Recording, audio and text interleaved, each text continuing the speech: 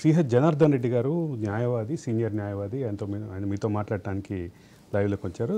జనార్దన్ రెడ్డి గారు నమస్కారం. సార్ నమస్తే సార్. యా చెప్పండి. రఘునందనరావు గారు జనార్దన్ అన్న నమస్కారం. సార్ సార్ జనార్దన్ రెడ్డి గారు చెప్పండి. అన్న రగారు నమస్తే. నమస్తే అన్న. అన్న చెప్పండి.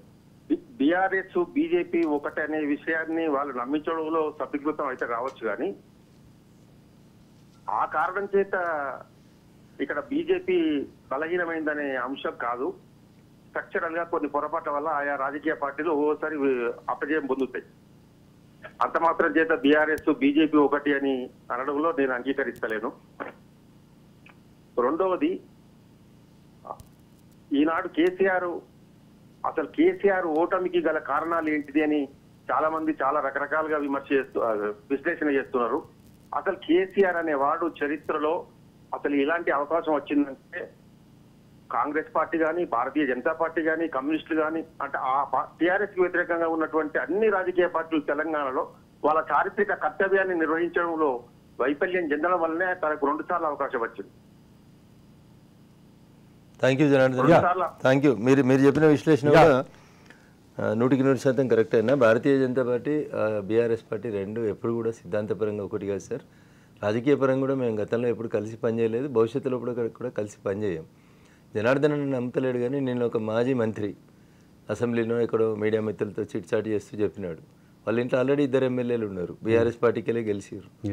3వ సీటు వాళ్ళ కొడుకు ఎంపీ సీట్ అవుతుందని, బీజేపీ బీఆర్ఎస్ పొత్తు అవుతుందని, మల్కాజ్గిరి నా కొడుకుదే అని ఇట్లా మాట్లాడుతూ ప్రజలు ఒక రకమైన కన్ఫ్యూజన్ క్రియేట్ చేస్తున్నా రెండో పక్క నుంచి దానికి ఎక్కడ వ్యతిరేకత రావట్లేదు. అంటే ప్రతిరోజు పొద్దున్న కానీ మేము కలుస్తలేము అని ప్రెస్ మీట్ పెట్టి చెప్పాల్సిన అవసరం ఉందంటారు అనిల్ గారు. అంటే పొత్తు ఉంటుంది అని చెప్పాల్సింది అయితే జాతీయ స్థాయి లోపల నడ్డా గారు చెప్పాలి, రాష్ట్ర స్థాయిలో మా గౌరవ అధ్యక్షుడు కిషన్ రెడ్డి గారు. నేను ఒక చిన్న ఉదాహరణ చెప్తా. ఈ మధ్యకాలంలో ఒక కాంక్లేవ్ సందర్భంగా అమిత్ షా ఎన్డీఏ మరింత విస్తృత పడుతోంది, ఎన్డీఏలోకి కొత్త మీరు అనూహ్యమైనటువంటి పార్టీలు రాబోతున్నాయి, దానిలో బీఆర్ఎస్ని కూడా చూసేటటువంటి పరిస్థితి విశ్లేషణ కనిపిస్తోంది. నేను అదే చెప్తా ఉన్నా సార్. దేశంలో ఏం జరుగుతుంది అనేటువంటి అంశాలను గమనంలోకి తీసుకోకుండా మన దగ్గర ఏం జరుగుతుంది అనే దానికోసం అని చెప్పి కొంతమంది కావాలని ఉద్దేశపూర్వకంగా ఇది ఒక తెలంగాణలో భారతీయ జనతా పార్టీ అధికారంలోకి రాకూడదు అనేటువంటి లక్ష్యంతో చేస్తున్న ప్రచారం తప్ప ఇంకొకటి కాదన్న. నేను మళ్ళీ చెప్తాను, ఎన్డీఏలో కొత్త పార్టీలు వస్తే వస్తుండొచ్చు, ఇంతకుముందు ఉండిపోయిన వాళ్ళు కూడా వస్తుండొచ్చు, నేను దాన్ని తప్పు పడతలేను. 2009లో కూడా కేసీఆర్ నేను ఎన్డీఏలో కలుస్తా అని పంజాబ్ లూథియానా పోయి అప్పుడున్నటువంటి నాయకుడు అద్వానీ గారిని కలిసిన మాట కూడా వాస్తవమే. But we never accepted the alliance with TRS అన్న. అప్పటి టీఆర్ఎస్ ఇప్పటి బీఆర్ఎస్ తోటి మేము ఎప్పుడు పొత్తు పెట్టుకోలేదు. In fact Congress and BRS or TRS, అప్పుడు టీఆర్ఎస్ దే ట్రావెల్ టుగెదర్ అన్న.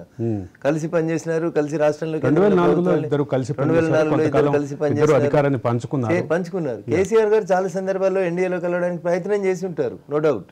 కానీ వీ నెవర్ యాక్సెప్టెడ్. మా జాతీయ స్థాయి నాయకత్వం ఎప్పుడు కూడా కేసీఆర్ గారిని ఎన్డీఏలోకి తీసుకోవడానికి 2009 నుంచి ఈ రోజు దాకా ఎప్పుడు కూడా ఒప్పుకోలేదు.